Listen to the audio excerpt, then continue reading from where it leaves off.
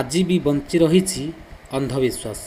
ସୁନା କଳସ ପାଇବା ଆଶାରେ ଦିଆଗଲା ବୋଦା ଓ କୁକୁଡ଼ା ବଳି।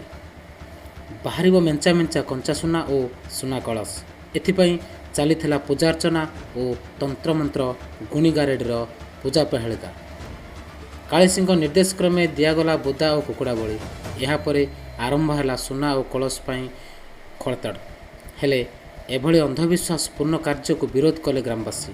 ବର୍ତ୍ତମାନ 5G ଯୁଗରେ ଏଭଳି ଏକ ଅଭାବନୀୟ ଓ ଅନ୍ଧବିଶ୍ୱାସପୂର୍ଣ୍ଣ ଘଟଣା ଘଟିଛି ନୟାଗଡ଼ ଜିଲ୍ଲା ଦଶପଲ୍ଲା ବ୍ଲକ ବାଣୀଗୁଚ୍ଛା ଥାନା ଅନ୍ତର୍ଗତ ଆଦିବାସୀ ଅଧ୍ୟୁଷିତ ମିଟୁଗାଡ଼ୁ ଗାଁରେ।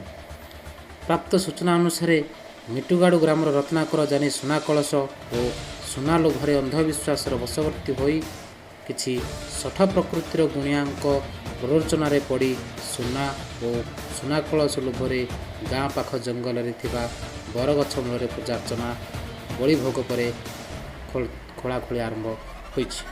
କିନ୍ତୁ ସେହି ଗ୍ରାମର କିଛି ଚିନ୍ତାଶୀଳ ବ୍ୟକ୍ତି ଏଭଳି ଅନ୍ଧବିଶ୍ୱାସପୂର୍ଣ୍ଣ କାର୍ଯ୍ୟକୁ ବିରୋଧ କରିଥିଲେ। କିନ୍ତୁ ରତ୍ନାକର ଗ୍ରାମବାସୀଙ୍କ କଥାରେ ଅବମାନନା କରିବା ଫଳରେ ଗ୍ରାମବାସୀମାନେ ବାଣୀଗୁଚ୍ଛା ଥାନାର ଦ୍ୱାରସ୍ଥ ହୋଇଥିଲେ।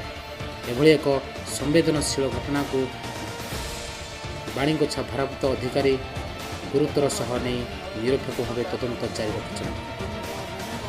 ବ୍ୟୁରୋ ରିପୋର୍ଟ, ରତାଦେ ଖବର।